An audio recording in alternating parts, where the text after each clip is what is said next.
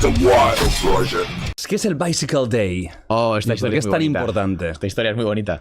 El Bicycle Day es básicamente el día en el que se descubrió el LSD. La historia que hay detrás es curiosa y es que Albert Hoffman, un investigador suizo que trabajaba para la casa farmacéutica Sandoz en Basilea, en Suiza, en los años 40, pues estaba trabajando en diferentes compuestos que tuviesen actividad sobre el sistema cardiovascular, ¿no? Trabajaba sobre el sistema, o sea, sobre compuestos que pudiesen ser vasoconstrictores, o sea, que redujesen el calibre de las venas para, bueno, parar sangrados, por ejemplo. Trabajaba sobre sustancias que pudiesen estimular la circulación cardíaca de alguna forma. Entonces entró en contacto con lo que son las lisergamidas, ¿no? O las ergotaminas. Son sustancias derivadas del ergot, que es este cornezuelo de centeno del que hemos hablado antes, que estaba presente en este hongo parásito.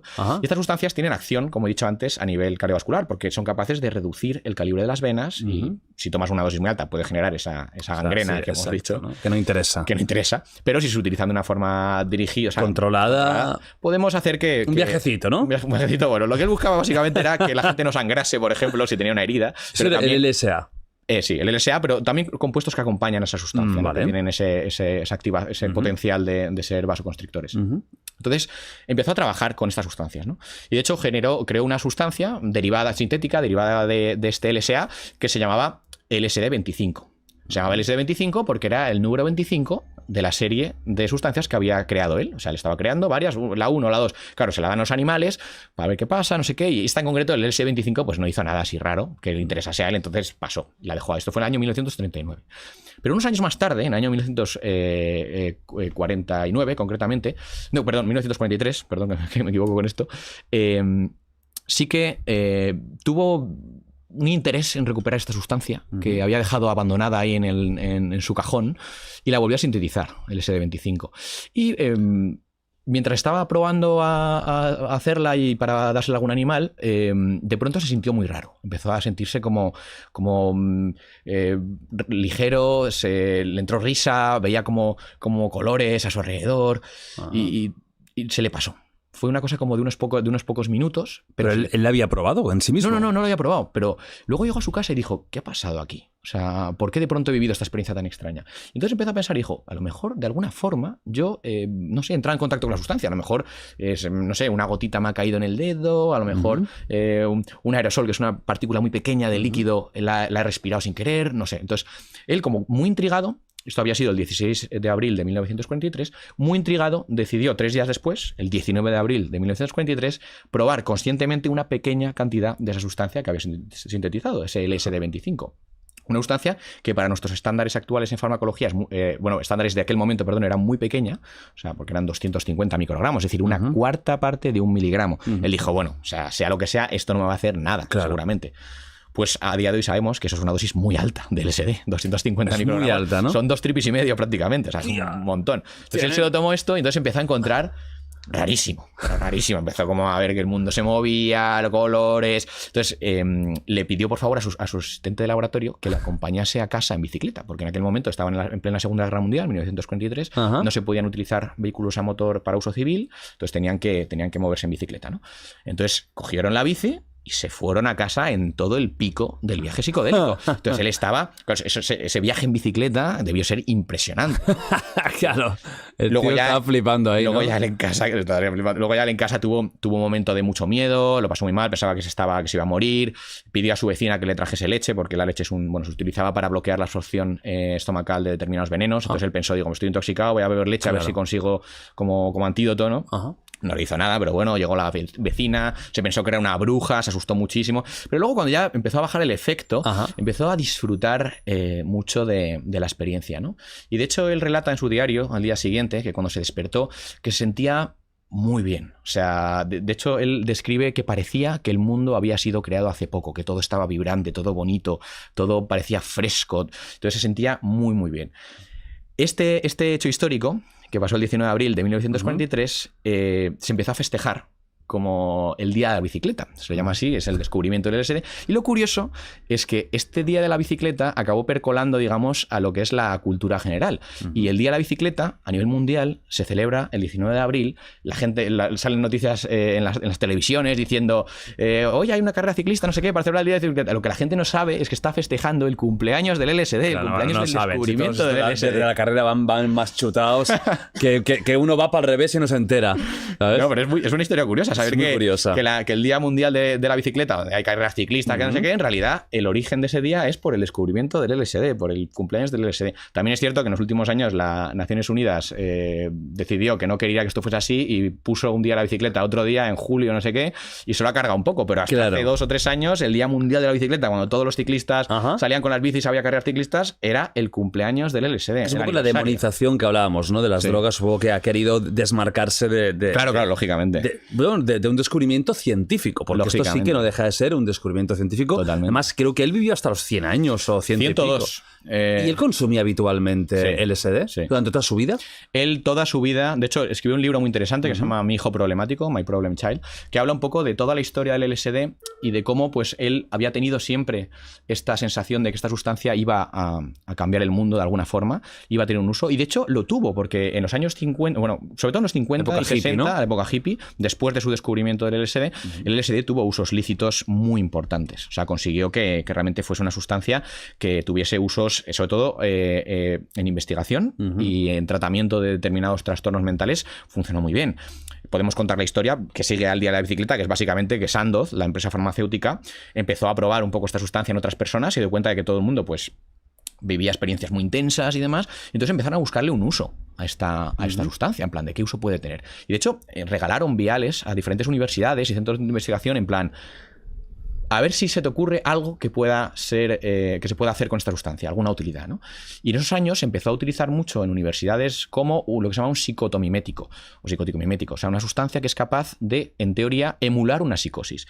Y esto era muy interesante porque así los estudiantes de psiquiatría podían vivir en primera persona cómo se sentía a lo mejor una persona con psicosis y de esa forma entender mejor. De forma controlada. Claro, a sus pacientes. Y también se podía utilizar para buscar tratamientos de la psicosis. Porque claro, si tú puedes inducir a placer un estado psicótico en una persona y luego puedes probar varias sustancias, pues puedes siempre buscar a ver qué sustancia puede funcionar y decir, vale, pues esto va muy bien. Y de hecho hay algunos estudios interesantes con, por ejemplo, la vitamina B3, el ácido nicotínico, que parecía que reducía la intensidad de los viajes del LSD y que también parece que en personas con psicosis reduce la intensidad de la psicosis, ¿no? O sea que en esos tiempos se hizo mucha investigación en esa línea. Luego más tarde se descubrió que no tiene nada que ver el estado psicótico con el estado inducido por psicodélicos y ya se dejó de lado, ¿no? Pero bueno, se empezó a expandir ese uso y de hecho llegaron, por ejemplo, usos como el investigador. De hecho, la LSD se conecta con los receptores de serotonina y en aquel momento no se sabía muy bien el funcionamiento de los sistemas de neuroreceptores y de neurotransmisores del cerebro,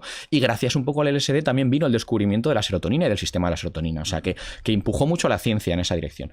Y luego el uso que más trascendencia está teniendo a día de hoy también empezó en ese momento, y es que en Canadá, concretamente en un hospital de Saskatchewan, una serie de investigadores, Abraham Hoffer, se me ha olvidado el otro nombre, luego me acordaré, empezaron a trabajar con pacientes, ¿no? Les daban psicodélicos y concretamente con pacientes alcohólicos. Y de pronto se daban cuenta de que los alcohólicos, cuando se les daban estas dosis tan elevadas de psicodélicos, al volver de esas experiencias psicodélicas, no tenían tanto atractivo por la bebida, no bebían tanto, bebían menos, ¿no? Entonces esto abrió, digamos, la línea de exploración del uso de psicodélicos en terapia, ¿no? Y se empezó a probar con un montón de personas que tenían, pues, adicciones, dolores terminales, depresión.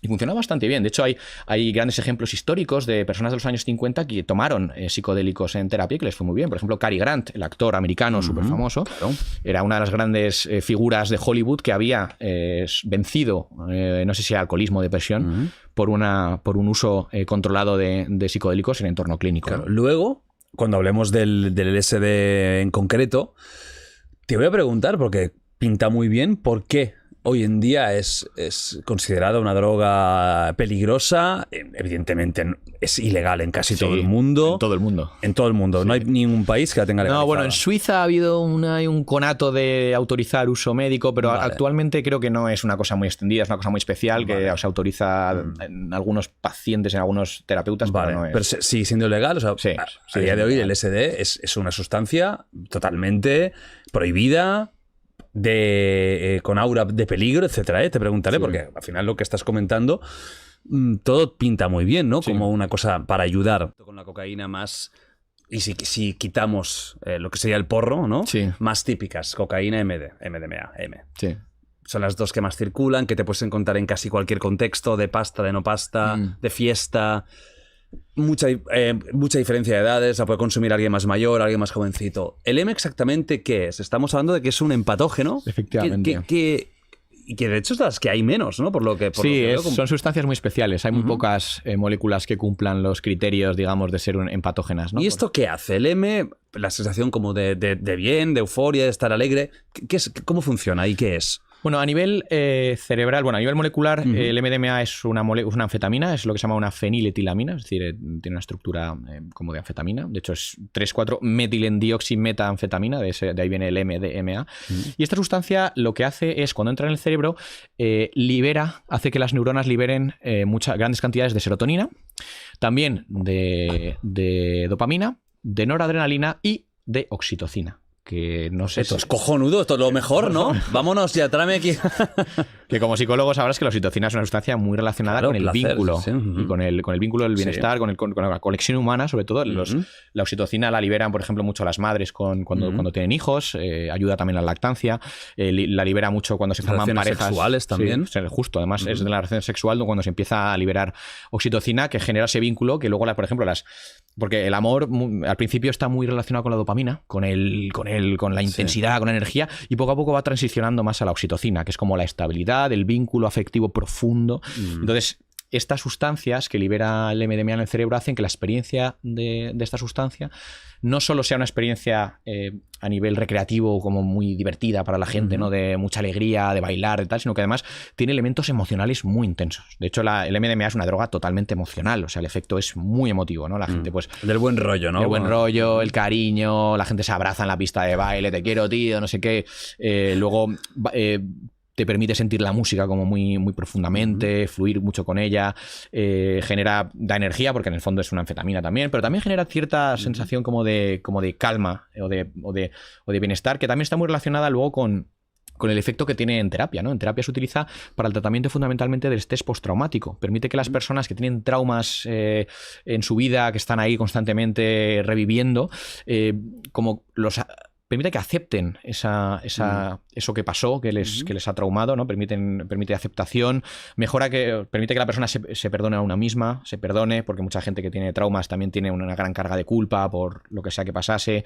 Permite que la persona se conecte muy bien con el terapeuta, y esto es muy útil en terapia, generar ese vínculo terapéutico entre el terapeuta y el paciente, y hace, bueno, que la persona, pues en general, vea las cosas que han sido traumáticas o negativas desde una lente positiva, ¿no? Y permitiéndote un poco el aceptar o decir, oye, me pasó esto, vale, pero lo he superado, me quiero a mí mismo, soy mejor persona o lo que sea, y ya pues queda atrás, ¿no? Te permite a la gente realmente terminar de soltar traumas que a lo mejor están ahí dándoles mucho la lata. ¿Cuáles son los grandes peligros? Porque claro, viéndolo así, dices, hostia, esto es cojonudo, ¿no? Claro, sobre el papel parece muy cojonudo, pero es verdad que tiene también riesgos muy importantes, sobre todo en el uso recreativo, ¿no? El MDMA, el principal peligro que tiene es el golpe de calor. Cuando una sustancia libera grandes cantidades de serotonina en el cerebro, normalmente produce también un incremento de la temperatura corporal, o más bien una dificultad para regular la temperatura corporal, ¿no? Si esto le sumamos que la persona a lo mejor está bebiendo alcohol y se está deshidratando sin saberlo, porque bueno, el alcohol en realidad te hace mear mucho, pierdes mucho líquido. Mira cómo te levantas por la mañana, claro, la boca más seca que la madre que me parió. Pues esto es uno de los riesgos principales del MDMA, ¿no? El golpe de calor. Te deshidratas, se calienta mucho el cuerpo y llega un momento que el cuerpo no puede mantener la temperatura corporal, empiezas a subir, y llega un momento que te puedes incluso morir fulminantemente, ¿no? Es un riesgo importante, aunque por fortuna no es una cosa que suceda, digamos, constantemente, pero es un riesgo que hay que tener en cuenta. Luego otro riesgo que tiene el MDMA es la hiponatremia, que es un poquito no lo contrario, pero suena como lo contrario. Y es, cuando tú tomas MDMA y bebes mucha agua, demasiada agua, pero mucha, puede producir un desequilibrio importante en el sodio del cuerpo, ¿no? Llega un momento que empiezas a perder mucho sodio y si no estás comiendo nada, no estás tomando nada con sal.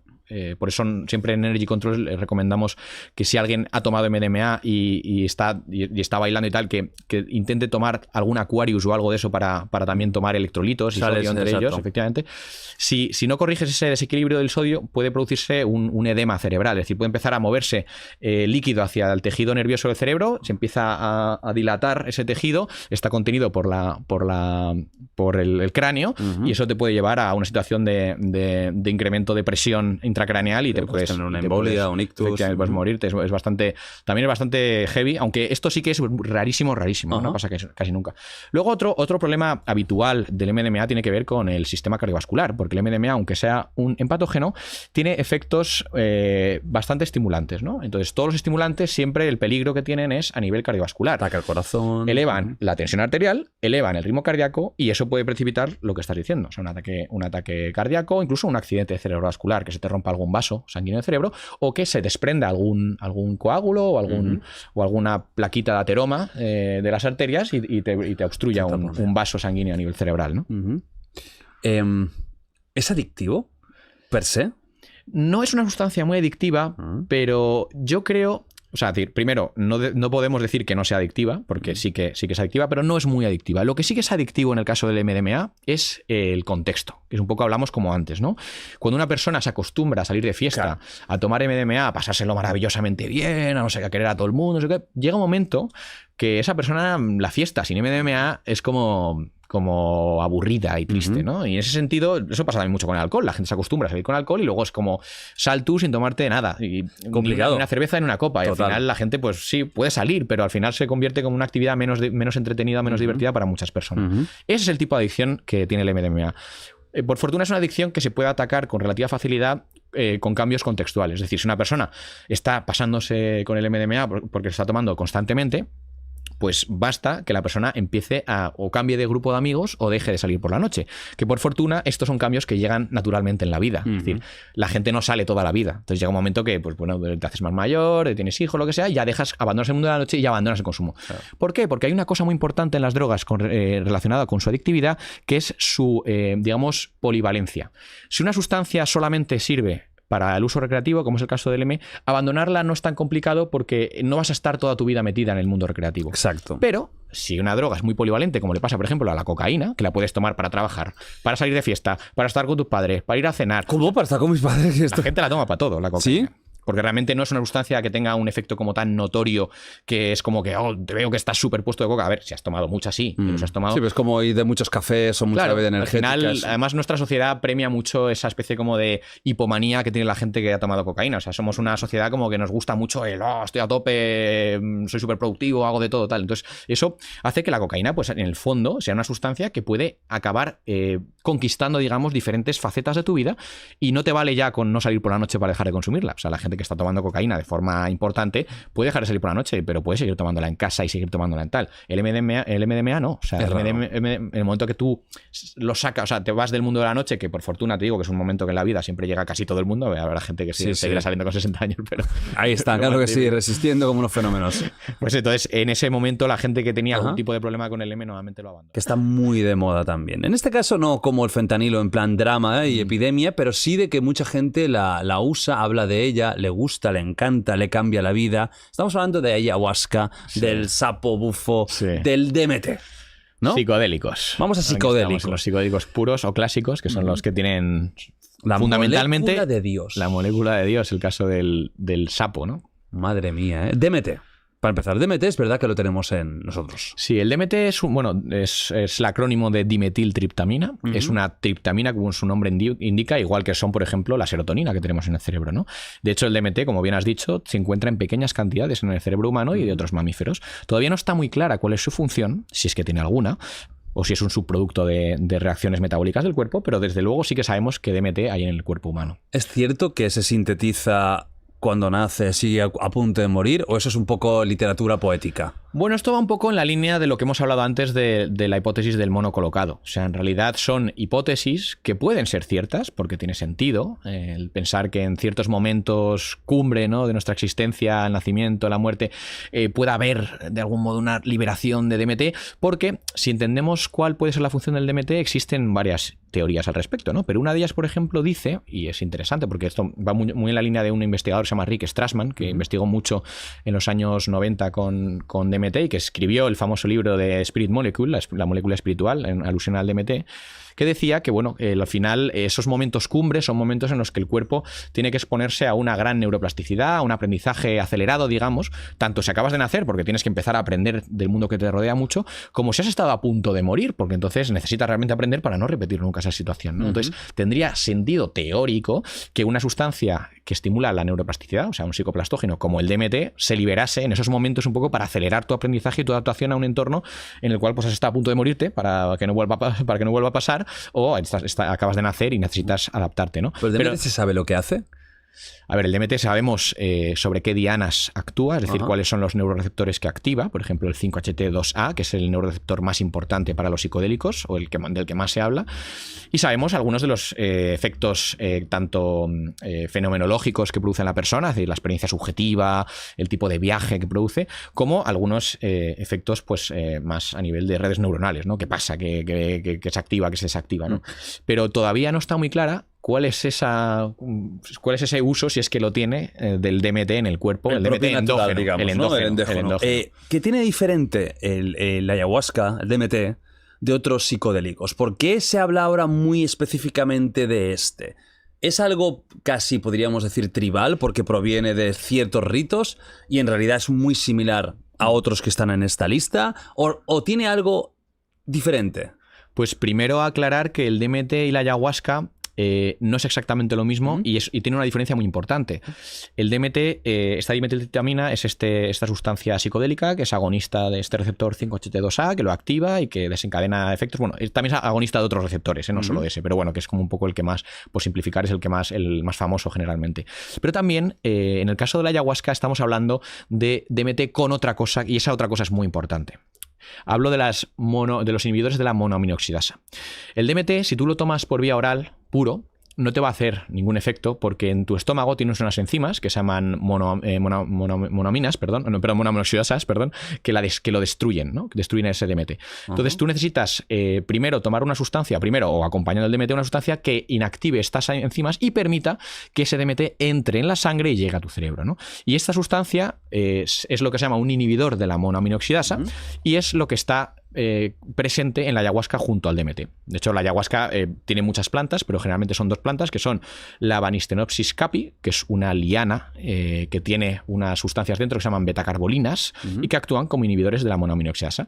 Y luego está la Psychothea viridis, que es una hoja de una planta que contiene DMT. Entonces, la combinación de estos dos elementos, el DMT con el inhibidor de la monoaminoxidasa, facilita que el DMT llegue al cerebro. Porque de otro modo, el DMT no te lo puedes tomar salvo si lo fumas. Porque si lo fumas, no atraviesa tu sistema digestivo, entra directamente a la sangre y entonces ahí sí que puede llegar al cerebro y hacer efecto. Por eso ves esos viajes de la gente que fuma, que da una calada de DMT y se va como un viaje súper intenso de 5 minutos y vuelve enseguida. Corto. En cambio, el DMT de ayahuasca puede ser muy largo. ¿Por qué? Porque las monoaminoxidasas las tenemos en muchas partes del cuerpo y se encargan de degradar esta sustancia. Si tú has tomado un inhibidor de la monoaminoxidasa, se encarga de que o sea, tu cuerpo no tiene tanta monoaminoxidasa, entonces este DMT va a estar presente más tiempo en el cuerpo. En cambio, cuando tú fumas DMT de normal, o sea, teniendo las monoaminoxidasas, ese DMT enseguida el cuerpo se lo va a cargar. Llega a hacer efecto por el hecho de entrar por vía pulmonar, pero enseguida el cuerpo lo va a degradar. Por eso son viajes tan cortitos. ¿Y por qué lo degrada el cuerpo? ¿Es porque es algo que puede ser tóxico? ¿O? Porque en el cuerpo no se busca que haya... o sea, los neurotransmisores se utilizan para comunicar neuronas entre sí. Las neuronas se comunican en la sinapsis liberando neurotransmisores, pero no se trata de que se queden ahí fuera los neurotransmisores. De hecho, nuevamente esos neurotransmisores luego las neuronas los recapta, o sea, los vuelve a absorber, se los vuelve a guardar para volver a usarlos otra vez. Entonces, cuando hay neurotransmisores por ahí sueltos o cosas que parecen neurotransmisores neurotransmisores, como es el caso de las drogas, el cuerpo siempre está cargándoselas, ¿no? Entonces esas monoaminoxidasas están ahí fuera destruyendo monoaminas, ¿no? Y el DMT es una monoamina, al igual que lo es la serotonina, la noradrenalina, todas estas sustancias son monoaminas. Entonces estas enzimas nuestras nos protegen de que estas sustancias, aunque sean endógenas o exógenas, se queden demasiado tiempo, digamos, dando al botón o apretando o activando la neurona, ¿no? Entonces, fumar DMT sintetizado, solo DMT, versus la ayahuasca, también hay algo que es muy habitual, que es la ayahuasca tiene mucho vómito. Sí. Y una reacción del cuerpo muy negativa. ¿Eso a causa de qué es? ¿De la segunda parte, no del DMT? Es de toda la mezcla de cosas. De la mezcla. Son muchas Porque cosas. Es tóxica para nosotros, digamos. No es que sea ¿Por qué lo tóxica. vomitamos? No es que sea tóxica, pero bueno, induce al cuerpo al vómito. Hay muchas sustancias que naturales, en la naturaleza, que inducen al vómito y no necesariamente son tóxicas. Es decir, pero es verdad que en los compuestos de la ayahuasca pues hay sustancias muy purgentes que hacen que la gente pues a veces se ponga mal del estómago. No siempre es la situación, ¿eh? Quiero decir, hay gente que toma ayahuasca y no tiene ningún tipo de malestar estomacal y disfruta el viaje o lo que sea y ya está. Y hay gente que tiene ese vómito y luego pues tiene el viaje y demás. Lo que pasa es que también desde el uso más tradicional, ritual, ceremonial, se le ha dado también un valor a ese elemento purgente de decir vomito, estoy como soltando, liberando cosas... bueno, pues al final se le da un significado, ¿no?, a todo eso dentro de la ceremonia. Pero realmente la ayahuasca no necesariamente hace vomitar. Aunque sea muy común, pero no necesariamente hace vomitar. Entonces, el DMT, yendo al DMT, ¿tiene algo muy diferente comparándolo con otros de la lista, con primos, con hermanos? ¿Es algo más especial? Porque parece que ahora es como el más especial, ¿no? ¿O realmente no? ¿Es un tema más de que se ha puesto de moda? Yo creo que tiene mucho que ver la moda, efectivamente, Mucha pero... gente dice, me ha cambiado la vida, es un antes y un después. Yo he tenido aquí varias personas que me lo han dicho, me ha cambiado la vida por completo. Y... A ver, todos estos psicodélicos tienen formas ligeramente diferentes de activar o desactivar los receptores del cerebro, ¿no? Es decir, que ninguno es idéntico al otro, todos tienen alguna particularidad. En el caso del DMT, las particularidades que tiene no es que lo hagan único, es decir, que sí, que es especial, pero no es único, ¿no? La mayoría de sustancias de aquí tienen efectos bastante parecidos en muchos casos. Pero bueno, es verdad que en el DMT ahora mismo pues hay mucha moda, efectivamente. También es verdad que tiene un uso ritual muy, muy instaurado, muy conocido, porque hay otras drogas, por ejemplo, el LSD no tiene ningún uso ritual, porque el LSD lo sintetizamos en el año 43. Entonces no ha dado tiempo, digamos, a que se genere un culto en torno al LSD. A que son las setas. Las setas no te las tomas de forma ritual, te las tomas para divertirte, ¿no? Claro, pero eso también tiene que ver, yo creo, con el hecho de que las setas crecen en muchos sitios del mundo. Entonces es muy fácil que tú cojas setas o que tú cultives setas en tu casa y no tengas, digamos, que acudir a un lugar de donde hay un chamán, donde hay un tal. La ayahuasca tú no la puedes cultivar en tu casa. O sea, la ayahuasca tienes que ir a tomarla con personas que están utilizándola, ¿no? Al final. Entonces eso, quieras que no, te obliga ya a entrar siempre a pasar por el aro, entre comillas, del uso ritual, ¿no? Ceremonial y demás. Y eso pues otras sustancias no lo tienen, porque son más accesibles. Entonces yo creo que eso es un poco lo que le da ese halo tan especial, ¿no? Pero yo personalmente creo que lo de cambiarte la vida y tal puede pasar con cualquier psicodélico, no necesariamente con la ayahuasca. ¿Has probado la ayahuasca? Sí, la he probado. ¿Y tú has probado también psicodélicos? Sí, otros psicodélicos, sí. ¿LSD? Sí. Vale, pues bajo tu experiencia, ¿es algo diferente? Es diferente. Sí, lo que pasa es que nunca podemos saber exactamente si la diferencia obedece a la sustancia, al principio activo, o al contexto en el cual la estás tomando. Quiero decir, si yo, por ejemplo, te doy de beber una ayahuasca que en realidad es un agua que le he puesto líquido marrón y le pongo una gota, o sea, una dosis, por ejemplo, de LSD diluido en un líquido, lo que sea, y tú te lo tomas y tienes una experiencia, a lo mejor si yo rodeo esa... Efecto placebo.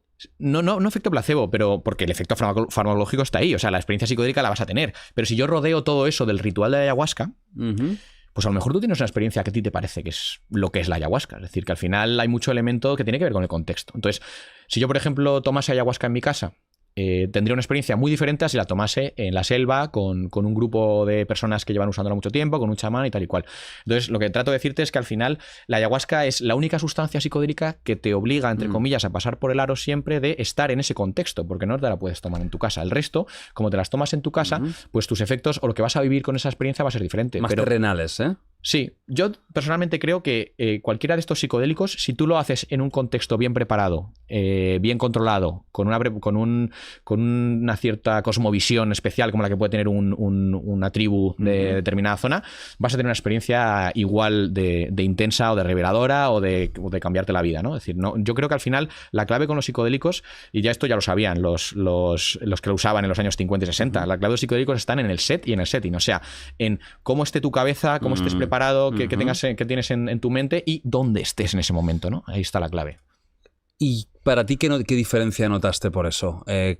Probando, por ejemplo, el clásico, que es el LSD, ¿no? Como tal. Y la ayahuasca, ¿qué cosas notaste? ¿O el DMT, qué notaste de diferente? Pues yo lo que noté sobre todo, y además no puedo tampoco compararlas al dedillo, porque no solo que lo tomas en lugares diferentes, sino que además la dosis, yo no puedo saber si la dosis era la equivalente lo uno al otro. Pero bueno, en el caso del LSD, tiene un efecto visual muy intenso. O sea, hay mucho color, mucha caridoscopia, efectivamente es muy visual, por eso es tan popular, porque es una sustancia que genera mucha imagen y eso pues gusta mucho a los consumidores. Mucha gente coincide, ¿no? Con el tema del caridoscopio y de ver colores. Eso es como muy prototípico, ¿no? Efectivamente, es típico de esa sustancia. Y en el caso de la ayahuasca, por ejemplo, en mi caso no fue tan visual para nada, fue mucho más introspectivo. O sea, yo me fui yo lo estaba tomando con un objetivo claro, porque esto es una cosa, por ejemplo, a mí muy importante en psicoterapia asistida con psicodélicos, tener lo que se llama una intención clara, es decir, yo tomo porque quiero trabajar sobre mí mismo y sobre esto, tal, para un poco, bueno, tener algo a lo que volver siempre, decir, no, yo estoy tomándolo por esto, ¿no? Y eso te ayuda un poco a guiarte en la experiencia psicodélica. Y yo lo tomé pues con un objetivo determinado que era muy diferente al que yo había utilizado cuando tomé el LSD. Entonces, también puedo achacar a eso muchas de las diferencias, ¿no? Pero con el LSD, digamos que la experiencia parece más expansiva, más externa, más de diversión, digamos, más de exploración, más de ver, y con la ayahuasca parece más de irse hacia adentro, de irse hacia uno mismo. ¿Vomitaste? No. Me sentó muy bien físicamente, no tuve ningún problema. Y era ayahuasca, no era DMT. No, era ayahuasca, sí. Y no vomitaste. Ayahuasca porque, insisto, si fuese DMT solo no daría efecto por vía estomacal porque Fumar le faltan las bueno, te refieres a, claro, fumado no. Era vasito copita con líquido, sí. Copechuela, ¿no? Es un vasito como Chupito. pequeño, es una copita como de madera. Para adentro y venga, ¿no? Otra más. Sí, claro que vale, muy interesante esto porque es de las que más se habla ahora mismo, ¿no?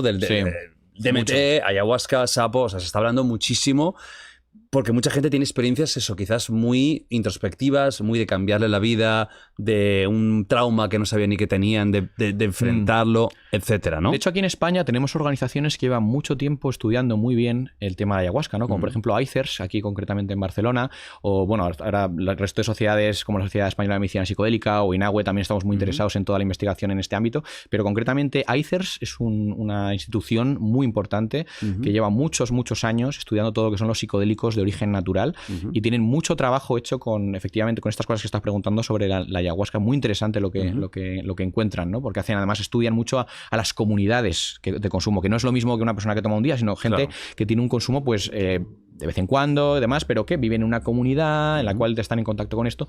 Y es francamente interesante las propiedades que pueden tener este tipo de sustancias en esos contextos comunitarios, ¿no? Que no es solo la sustancia, sino que además es sustancia, más comunidad, más tal. Quería saber de ti, ¿por qué Pillín te ha dado por este tema y no, por ejemplo, por los árboles? Pues bueno, es una buena pregunta, la verdad, porque yo no nací, digamos, con un interés específico en la droga, ni drogado, no, mucho menos. No, lo que sí que pasa es que yo a lo largo de mi vida, pues tampoco tuve, bueno, en vida infantil, quiero decir, tampoco tenía, digamos, una vocación clara. Me interesaba mucho el mundo que me rodeaba, era muy observador. Curioso, ¿no? Y había cosas que me llamaban la atención mucho, ¿no? Poderosamente, ¿no? Y es verdad que las drogas, desde un principio, sí que me parecían algo como curioso, una especie, como una suerte, digamos, como de emociones cristalizadas, ¿no? Que la gente las tomaba y cambiaba de pronto de estado, ¿no? Se volvían como más tontos o más enérgicos o hacían cosas que no querían hacer. ¿Tú te criaste en un ambiente cercano a ello? No, ¿En un barrio donde se usara, por ejemplo, la heroína? Somos de una quinta más o menos similar y cuando éramos niños había una epidemia de heroína, ¿no? Por ejemplo, en España. Sí, no, pero no es mi caso. Para nada, ¿eh? Yo tuve una infancia súper feliz, súper tranquila, súper, bueno, normal, no sé hasta qué punto, pero feliz, tranquila y estructurada, ¿no? efectivamente. Y lo que pasó es que yo veía estas sustancias como unos elementos curiosos, pero no me atrevía tampoco a interactuar con ellas. Es decir, yo veía a mis amigos que iban ya de botellón, que bebían alcohol. Yo, por ejemplo, no. O sea, me parecía que toda la información que yo había recibido en el colegio era pues que estas cosas eran cosas peligrosas y malas, ¿no? Realmente, porque es un poco lo que recibimos todos, ¿no? En la educación, que las sustancias son única y exclusivamente riesgos, daños, te dan charlas de lo fatal que han acabado muchas personas precisamente por haberlas consumido. Entonces, claro, yo tenía esa visión como muy oficialista, ¿no? De, joder, las drogas son malísimas, y no entendía muy bien por qué la gente las consumía. Es decir, ¿por qué vas a querer joderte la vida, ¿no? ¿Por qué vas a querer exponerte a eso, ¿no? Entonces, bueno, pues yo tuve un poco esa postura hasta bastante tarde, quiero decir. Yo, por ejemplo, el alcohol lo probé ya muy cerca de la mayoría de edad, que no es lo más habitual. La mayoría de la gente en mi entorno, por lo menos, ya había bebido a los 14, ya estaba bebiendo de forma esporádica o lo que sea. Hoy en día ya hacen el TikTok del bailecito y 3 cubatas, 12 años. Exactamente. Ahí estamos. Van las dos cosas unidas. No, y en mi caso, sí que es verdad que yo veía que, bueno, pues a lo mejor resulta que el alcohol sí que me hacía, por ejemplo, poder ser una persona pues más comunicativa, más desenvuelta. O era un poco la idea que yo tenía, ¿no? Desde fuera, decir, oye, si bebo a lo mejor puedo ser un poco menos tímido, ¿no? Yo era una persona tímida, me consideraba bastante introvertido, ¿no? O poco comunicativo, ¿no? No sé muy bien en este momento cómo definirlo. El caso es que un poco buscando esa utilidad como más pragmática y no tan de ocio recreativa, pues acepté, digamos, empezar a probar el alcohol, ¿no? Y la verdad que me funcionó muy bien. O sea, el alcohol me sentó bien, me hacía... Te desinhibe, ¿eh? Me desinhibe, efectivamente. Sí. Se puede negar, ¿no? Y es curioso porque es una droga depresora, pero en realidad desinhibe, porque al final lo que desinhibe primero es las partes más avanzadas de nuestro cerebro, ¿no? Más modernas, ¿no? El neocórtex. Y eso nos vuelve un poco pelín más animales, en el sentido de estar más sueltos, más enérgicos. No tengo dudas. Pero a veces también hacemos tonterías, ¿no? Que eso no debería ser. Hay muy malas mañanas, ¿eh? Muy malos despertares, ¿eh? Muy malos despertares. Miras y dices, ¿qué pasó ayer? ¿Qué hice, no? ¿Qué hice? Pues el caso es que probé el alcohol, me fue más o menos bien, pero bueno, yo no tenía necesidad de pasar de ahí, ¿no? Seguía viendo un poco esta visión como tan oscura del resto de sustancias. Es normal del alcohol, como puede ser cualquiera, ¿no? Un joven que fin bebe de semana y ya está. Y tal. Lo que pasó es que en la universidad yo pasé una época en la que estuve muy, muy triste, sobre todo a final de la carrera, ¿no? Yo no sabía muy bien qué hacer con mi vida. Yo había hecho ciencias ambientales, también me había interesado por el camino por la psicología y por la farmacia, pero no llegué a terminarlas, ¿no? Yo estaba en ciencias ambientales y lo que en ese momento eran unas dudas existenciales fueron creciendo muchísimo, hasta llegar a un momento que me estaba angustiando mucho, ¿no? No sabía qué hacer con mi vida, y de hecho, bueno, eso se unió con una serie de problemas sentimentales con unas chicas, y bueno, me quedé bastante... Chicas, vas fuerte, ¿eh? Hombre, en la vida siempre hay chicas. Sí, no una, no varias. No, bueno, pues que encadené un par de historias que fueron muy tristes para mí, y después de eso me metí en un pozo muy oscuro de no saber muy bien qué hacer con mi vida, de estar muy triste, y bueno, esto había agravado también la situación, ¿no? Entonces, en esta situación tan dura para mí en ese momento, empecé a acudir a un psiquiatra por recomendación, bueno, de mis padres, de mis amigos y demás, que me prescribió pues las medicaciones convencionales que se utilizan en estos casos, ¿no? Antidepresivos, ansiolíticos, combinados pues eso con psicoterapia pues cognitivo-conductual o diferentes enfoques terapéuticos, ¿no? Al final yo estaba un poco haciendo lo que se hace a día de hoy cuando tú tienes una depresión. Es una depresión gorda, pues por el motivo que sea, ¿no? Pues, en mi caso, pues eso, a lo mejor una falta de sentido, un vacío, que era lo que yo más tenía, pero hay muchas razones por las que la gente pues acude a este tipo de terapias, ¿no? Y hacen bien, ¿no? Porque al final hay que tratar estas cosas, ¿no? Lo que pasó en mi caso es que no era capaz de salir de ahí. O sea, estuve mucho tiempo tomando estas pastillas, yendo a estas terapias, y no mejoraba, la verdad. De hecho, me fui a España, estuve un año fuera en Australia, un poco por huir de este tema, ¿no? A ver si cambiaba el chip. ¿Y por qué Australia?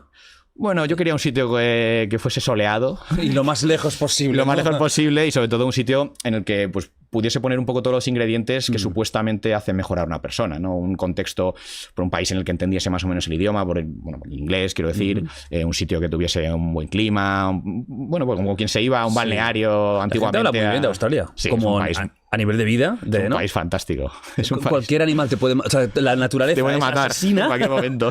Pero que mola. Sí, para una persona joven mola Australia, ¿no? Efectivamente. Pero bueno, en ese caso, o sea, en mi caso, sobre todo era un poco huir, y huir a un sitio en el que estuviese, pues, bien o las condiciones pudiesen ser favorables para la situación en la que yo estaba.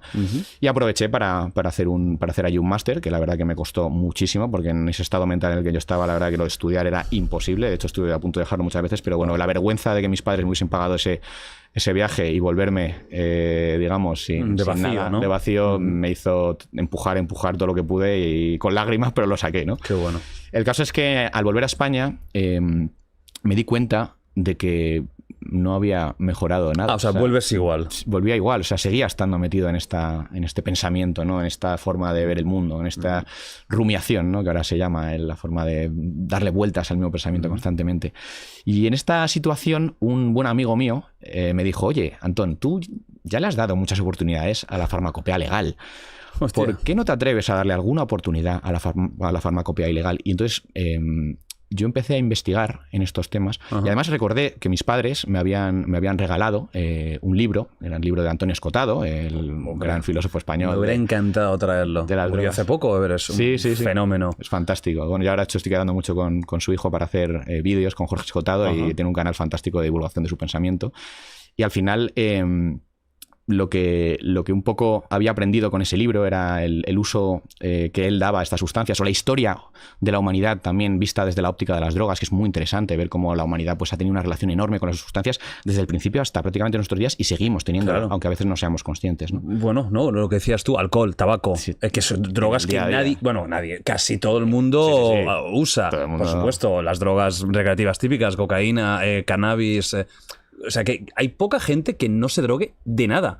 Antidepresivos, ansiolíticos. Efectivamente. Es muy complicado, ¿verdad? Encontrar a alguien que no se haya drogado nunca. Nunca. Es muy difícil, efectivamente. Sobre todo porque la cafeína, por ejemplo, es ubicua, está en todos lados. El alcohol, bueno, más que menos, casi todo el mundo lo consume, lo ha consumido. El tabaco también es súper... Para ti la cafeína es una droga también. Lo es, desde luego. Ahora, si quieres, hablamos de lo que es una droga para que veas que entra todo ahí. Bueno, todo no, pero estas sustancias sí, en concreto. El cafeína en particular, ¿no?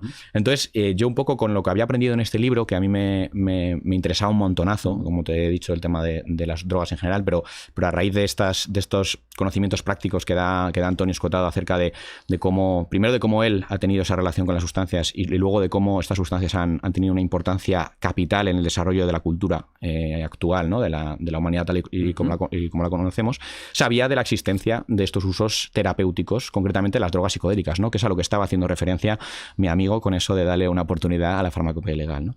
Entonces tuve la suerte de entrar en contacto con una persona, con un terapeuta psicodélico, que es un terapeuta normal y corriente, que tiene su titulación y todo, pero que trabaja underground, o sea, de forma no legal, digamos, o no oficial, también con terapia asistida con psicodélicos, ¿no? Entonces me ofreció someterme a psicoterapia asistida con psicodélicos. Yo acepté, porque en ese momento además era de las pocas últimas balas que me quedaban, ¿no? Yo estaba bastante desesperado y de hecho pues estaba dándole vueltas a cosas un poco heavy en torno a mi futuro y a qué hoy podía hacer con mi vida, ¿no? Y después de someterme a este enfoque terapéutico, que es un enfoque terapéutico bastante curioso, porque en los psicodélicos al final se utiliza muy poco dentro de la psicoterapia asistida con psicodélicos. No se trata de tomarlos todos los días, ni mucho menos. Para ir a esto, que es algo que me da mucha curiosidad, o sea, ¿cómo funcionaba el tema? Por ejemplo, él te conseguía las drogas, te daba las que eran y tú tenías que buscártelas, o estábamos hablando de drogas ilegales, entiendo, ¿no? En este caso, las sustancias las conseguí yo, pero porque los terapeutas psicodélicos son conscientes de que se están exponiendo a un riesgo muy grande, tanto a nivel profesional como a nivel legal, es decir, pueden perder su colegiatura, pueden meterse en muchos líos y además también pueden tener consecuencias legales. Entonces, una de las formas de reducir un poco ese problema es que si el paciente tiene conocimiento del mercado, digamos, y puede acceder a una sustancia por su cuenta, pues eso le ahorra, por ejemplo, el problema de la acusación, digamos, de tráfico, ¿no? Porque al final, si no, es tráfico. Exactamente. Y en ese momento, tú que vienes de la vida normal, digamos, ¿por dónde te da? ¿Por conseguir esto? ¿Algo así? Bueno, digamos que tengo amigos muy informados. Vale. Vale, tenías manera de... Sí, tenía amigos habrá gente que estará en esta situación y no tendrá nadie conocido que esté informada. Bueno, eso dependerá. No sé a día de hoy ya cómo está funcionando, cómo está operando esto, porque ahora si quieres hablamos de esto, pero estamos ya muy cerca, de hecho, de la autorización legal de uso médico de estas sustancias. Entonces, dentro de poco ya no va a haber que preocuparse por dónde sale la sustancia y tal, sino que el propio médico va a poder... Una receta va a poder utilizarla en la consulta, ¿no? Y va a ser además de una fuente farmacéutica pura, certificada y todo esto, ¿no? En aquel momento, pues bueno, es adquirir la sustancia, analizarla en Energy Control, que es fantástico tener en España servicios de análisis de drogas accesibles para aquellas personas que van a hacer uso de ellas, que tengan una forma de descartar, digamos, sustancias que puedan estar muy adulteradas con sustancias tóxicas o que puedan ser más peligrosas de lo que ya es la propia droga en sí, que siempre va a tener ese punto de riesgo inevitablemente, por muy pura que sea.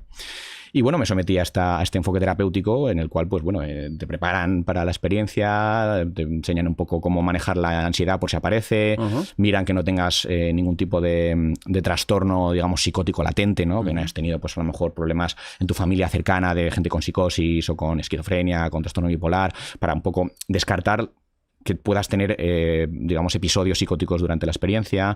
Luego te preparan también a nivel del contexto donde vas a estar. Creas un vínculo con el terapeuta para que haya confianza. ¿Qué tipo de droga fue la que usabais? Yo en mi caso utilicé 2 sustancias que tienen 2 usos, aunque los 2 se consideran sustancias que tienen efectos psicodélicos. Una de ellas es un psicodélico más puro en cuanto a sus efectos y otra es lo que se llama un psicodélico empatógeno, que es la MDMA, por ejemplo. M. Sí, MDMA. El M que circula por todo el mundo, en las ¿no? fiestas y tal, sí. Vale. MDMA por un lado y luego en otra sesión utilicé la psilocibina. La psilocibina es ¿Como seta puede ser? el principio activo de las setas psilocibecuensis, efectivamente, que son las setas mágicas, setas alucinógenas que todo el mundo ha oído hablar, ¿no? Luego iremos un poco Por droga a supuesto. droga más, las famosas, digamos. Sí, claro. Para que me explique exactamente qué diferencia hay, porque claro, el M yo, o cualquier persona que lo haya probado, no es que te meta en ningún mundo especial, te puede dar un poco de alegría, pero verdad, no pensarías como un psicodélico, ¿no? Claro. En principio. Es que el MDMA es lo que se conoce como un psicodélico atípico, es decir, no es un psicodélico que actúa por los mecanismos habituales neurológicos de los psicodélicos clásicos, sino que actúa de forma diferente y por eso no altera tanto tu percepción, digamos, como lo alteraría la psilocibina, el LSD, la mescalina o el DMT. Puedes ver de todo. Claro, que es mucho más visual, mucho más genera mucha más alucinación, ¿no? El caso es que yo me sometí a esta terapia que incluía esta parte como de cribado, digamos, de preparación del paciente, en este caso yo.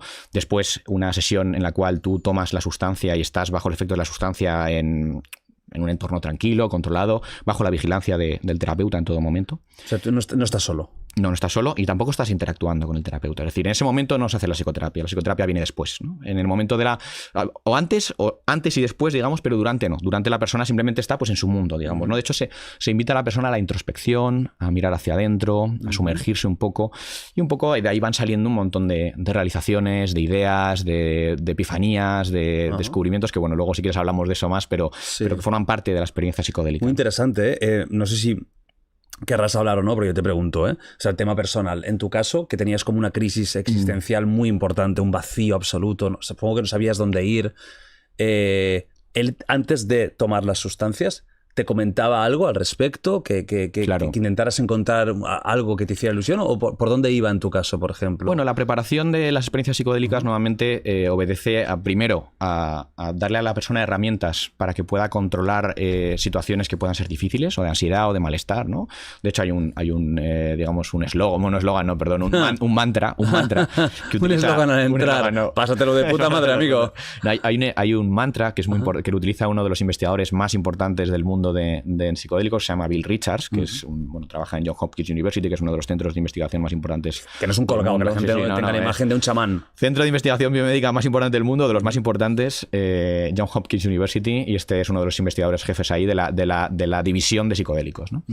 Y es Trust, Let Go and Be Open, ¿no? O sea, confía, déjate llevar y estate abierto a lo que aparezca, ¿no? Es decir, porque al final lo importante que hay que saber con los psicodélicos clásicos, como la psilocibina, ojo, no los atípicos sí que pueden tener ciertas toxicidades o tal. Los psicodélicos clásicos son sustancias que no te van a matar, porque de hecho no se conocen casos de sobredosis letal de estas sustancias, tienen un margen muy grande de seguridad entre la dosis activa y la dosis letal. Hay muchísimos miles de dosis, o sea que es muy difícil que a una persona le pase. Y lo importante es que tú sepas esto, que tú sepas que no te va a pasar esto, para que no tengas el miedo que tiene mucha gente, me voy a morir, me voy a volver loco. A ver, por poder, hay cosas que pueden pasar que no pasen habitualmente, ¿no? Una persona que tiene, por ejemplo, una psicosis latente sí que puede tener un episodio psicótico, ¿no? Y eso puede ser un debut, incluso la primera vez en su vida que le pasa, y ser como el inicio, digamos, de una enfermedad psicótica.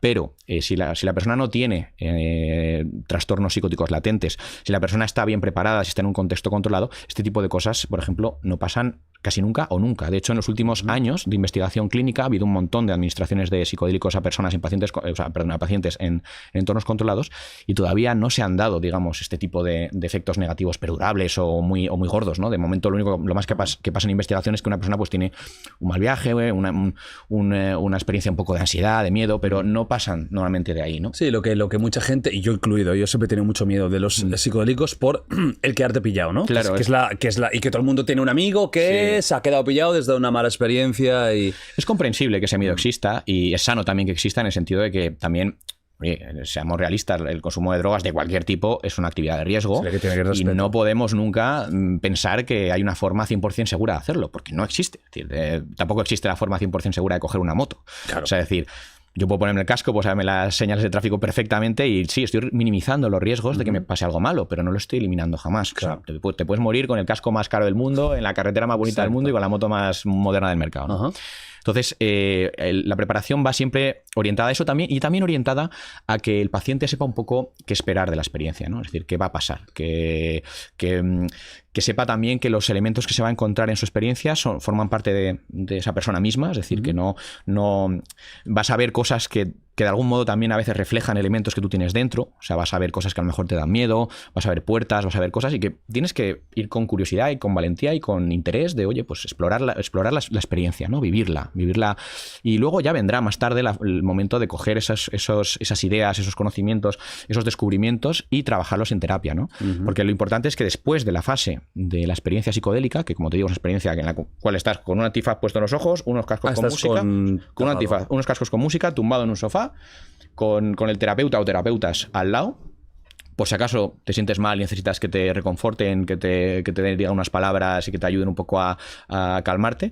Y durante el viaje no estás realmente interactuando con ellos, estás en tu mundo, 6 horas, 4 horas, el tiempo que dure, según la sustancia que se haya usado y la dosis, y son experiencias muy intensas, muy, muy intensas. Y después de eso viene la fase de integración, en la cual tú coges todo eso que ha emergido durante la experiencia psicodélica y lo empiezas a verbalizar, lo empiezas a trabajar y a procesar con el terapeuta, que te ayuda un poco a buscar los elementos en los cuales este tipo de ideas o de cosas que has vivido pueden tener alguna utilidad. Pues tú te acordabas, tú haces esto, te acuerdas. Y tú te acuerdas de lo que has vivido. Sí, te acuerdas. No es como un blackout y luego, ¿qué ha pasado? Sobre todo, lo que te hace blackout son las sustancias de familias como las depresoras, por ejemplo, como el alcohol, las benzodiazepinas. Las sustancias, por ejemplo, delirógenas, como la escopolamina, la famosa burundanga y tal, que sí que es verdad que dificultan mucho la memoria. Y luego también sustancias, a veces, como las disociativas, los anestésicos, también pueden hacer que tengas grandes dificultades para recordar. Pero los psicodélicos en sí no son sustancias que dificulten demasiado la memoria, ¿no? Te sueles acordar de lo que has vivido. Es verdad que no te acuerdas de todos los detalles. Claro, aunque sea una paranoia, tú te vas a acordar de esa paranoia, ¿no? Sí, pues un poco lo que también decía Steve Jobs al caso de los psicodélicos, que los psicodélicos te permiten a veces ver, pues, que el otro lado de la moneda, la otra cara de la realidad, digamos, y cuando vuelves, pues a lo mejor no te acuerdas de todos los detalles, pero sabes que hay otra cara de la moneda, ¿no? Claro. Que antes no lo sabías o te lo habían contado, pero bueno, en fin, no había quedado. Y con otra cara no me refiero a nada místico ni espiritual, me refiero simplemente que al final la realidad muchas veces, una gran parte de lo que nosotros vemos y vivimos, también lo construimos, ¿no? Es decir, que el mundo se puede entender de muchas formas diferentes. Y esto quiere decir que yo, por ejemplo, a lo mejor estoy viendo que el mundo me trata mal porque está pasando una serie de cosas a mi alrededor que yo percibo como muy mala suerte y tal, y en realidad, pues es que estoy dejando de lado muchas cosas que me están pasando, que son bonitas, que son positivas, pero simplemente no estoy fijándome en ellas, ¿no? No estoy percibiéndolas, ¿no? Y, por ejemplo, en mi caso, estaba muy por ahí el problema que yo estaba teniendo. Yo estaba dejando de lado la suerte inmensa que yo tenía en la vida, de haber tenido una familia maravillosa, de tener unos amigos maravillosos, de poder dedicarme a estar preocupado por qué voy a hacer con mi vida, que en el fondo pues es una preocupación como de primer mundo, ¿no? Sí. Digamos, ¿no? Es decir, ¿Tú los veías? ¿Tú cuando tal? ¿Tú tenías conversaciones incluso con familiares, por ejemplo? No, en esas experiencias no conversaciones, pero sí la sensación... ¿Tú los podías ver?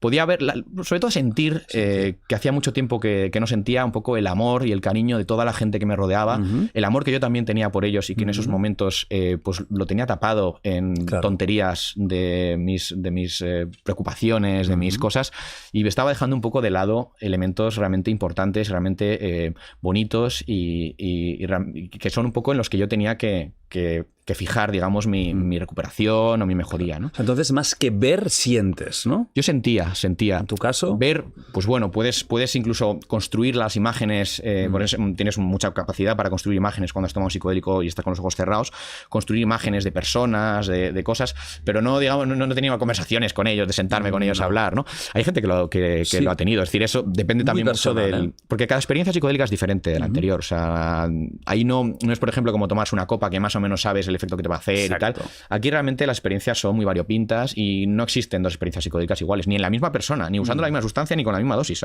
Siempre vas a tener como elementos diferentes, elementos nuevos. Y de hecho los psicodélicos es que activan muchas regiones cerebrales que están relacionadas con el exponerse a nuevas cosas, ¿no? Aunque no sean nuevas, pero bueno, las percibes como cosas nuevas, ¿no? Por eso ves las cosas diferentes. No es que veas que las cosas son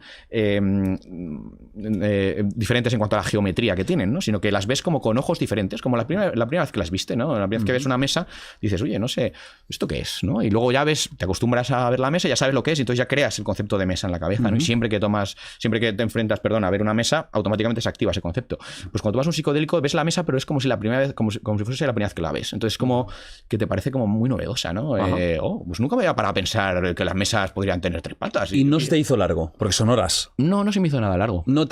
¿Tienes una sensación de tiempo?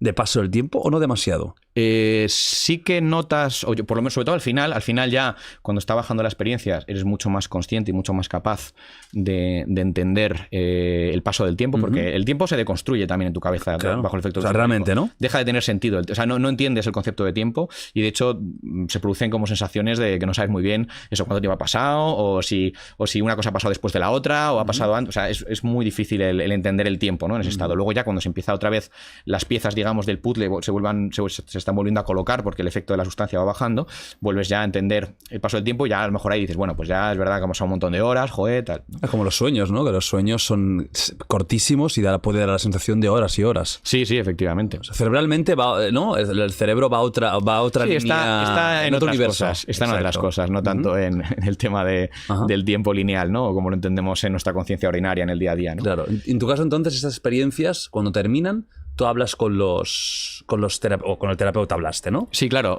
trabajas. Lo que pasa es que a veces, bueno, normalmente se hace en días consecutivos, no se suele hacer el mismo día.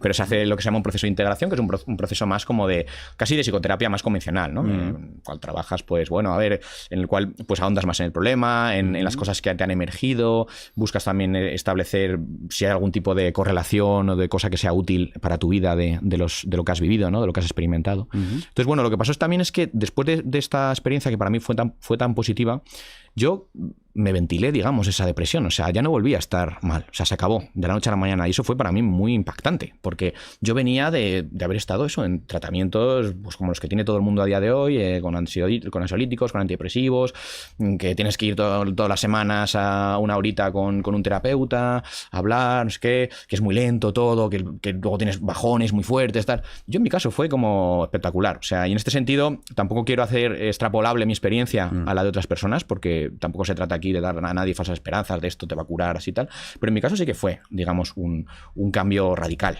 de mi forma de pensar, de mi forma de ver el mundo para mejor. Hablamos en poco tiempo, entonces. Sí, en poco tiempo, o sea, en unas pocas intervenciones psicodélicos yo creo que tomé una vez MDMA y una vez psilocibina y ya está. Y con eso vamos a decir que te cambió un poco la vida. Sí, me cambió la vida en ese sentido. Entonces, yo ahí me di cuenta también además del hecho de encontrarme mejor y de un poco poner en valor cosas que, como he dicho antes, estaba dejando como olvidadas y estaba como centrado en mí y más encerrado en mi cabeza y tal, y volver un poco a reconectar con el mundo que me rodeaba, a disfrutar de estar con gente y demás. También me di cuenta de que había un enorme problema si todo esto que yo había podido vivir no estaba al acceso de personas que estaban muchísimo peor que yo. Claro. Porque yo en el fondo, pues bueno, sí, tenía este dilema existencial, este malestar, pero dentro de cabe yo no estaba afrontando, digamos, una depresión gravísima como la que hay muchas personas en el mundo que sí que enfrentan. Claro, que no pueden levantarse de la cama, que no pueden hacer vida, no son funcionales. Entonces yo ahí pues como que fui tomando la decisión consciente ya de yo quiero dedicar mi vida o en la medida de lo posible, a que la ciencia pueda avanzar en este campo y se conozca más públicamente, o a nivel sobre todo de los terapeutas, porque tampoco se trata aquí de venir aquí a hablar de drogas para que todo el mundo, sino que realmente que los terapeutas, que son al final los vectores de cambio para la terapia, los que pueden realmente influir sobre sus pacientes, pues pudiesen entender y aprender de cómo funcionaba todo este mecanismo, este modelo de intervención terapéutica de la psicoterapia asistida con psicodélicos, que es como se llama. Y también, pues eso, ayudar en el lado científico todo lo posible al desarrollo de la investigación. Porque esto, en el momento en el que yo hice esto era una cosa súper marginal. O sea, casi nadie sabía de este tema. Y de hecho, tú le hablabas a un psiquiatra, a un psicólogo cualquiera, de no, yo voy a usar psicodélicos en terapia, y vamos, o sea, les parecía que estabas loco. O sea, que ibas a...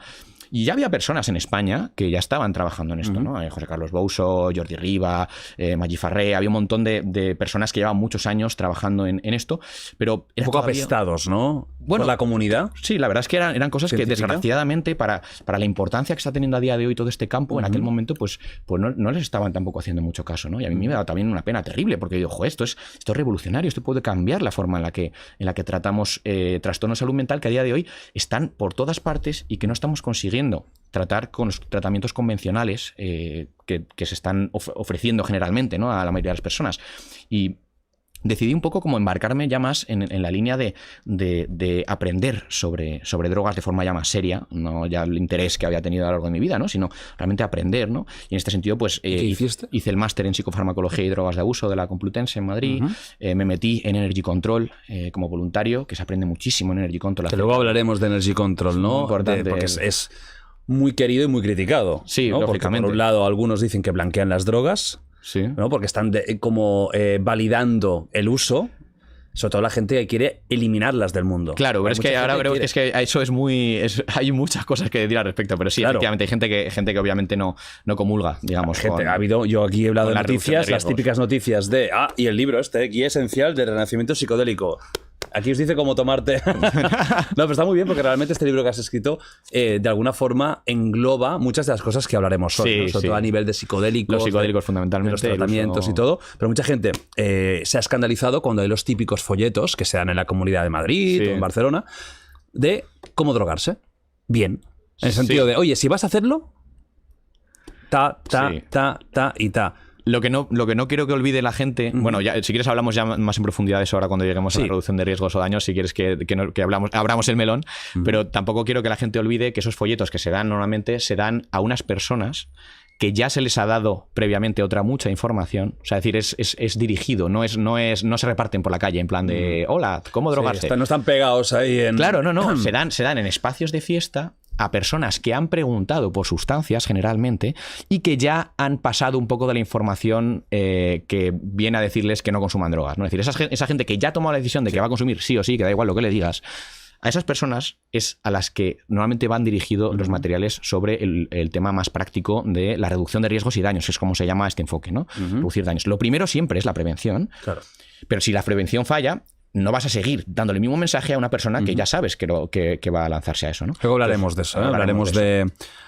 este tipo de organizaciones y de todo eso. Trabajo. Entonces, bueno, en mi caso, después del tema del máster y de entrar en Energy Control, también me fui a trabajar a la Agencia Europea de Drogas en Lisboa. Estuve trabajando ahí en el centro así como más neurálgico, importante. Debe ser divertido ese edificio, ¿no? Sí, bueno. Muchas risas, ¿no? Muchas risas. Hombre, podría ser más divertido de lo que es, pero está bastante bien. O sea, la gente que trabaja allí en general sabe bastante de drogas, lo cual... pues está bien, porque por desgracia muchas de las políticas de drogas que vemos en el mundo están hechas por personas que no saben de drogas, lo cual al final nos lleva pues a la situación en la que estamos a día de hoy, ¿no? Que tenemos un montón de problemas relacionados con drogas que probablemente serían más fáciles de abordar desde otras perspectivas, de otra forma de actuar, pero bueno, tenemos la que tenemos, ¿no? Una visión muy simplista, ¿no? Sí. Buenos y malos, blanco y negro. Prohibir y desaparece el problema. Pues bueno, un poquito estamos viendo que no es tan así, por desgracia, pero bueno. El caso es que estuve trabajando en la agencia y nada, luego volví a España y ya empecé un poco a entrar en colaboración, a meterme mucho más en proyectos de investigación, que hay varios en España funcionando ahora mismo. Estamos en un momento maravilloso, un montón de investigaciones clínicas, sobre todo en psicodélicos para uso terapéutico. Y a la vez, pues también abrí un poco mi camino en la divulgación, que es lo que cada vez me gusta más y cada vez me atrae más. Y bueno, escribí el libro, La guía esencial del renacimiento psicodélico, hablando un poco del uso terapéutico de los psicodélicos. La drogopedia y abrí, en YouTube. Efectivamente, la drogopedia, que es mi canal de redes sociales, en TikTok, en YouTube. ¿Queréis aprender en cómo snifar bien? La drogopedia, amigos, os va a enseñar para que no se quede ni un gramito. Eso no podemos enseñarlo, pero enseñaremos todo lo demás.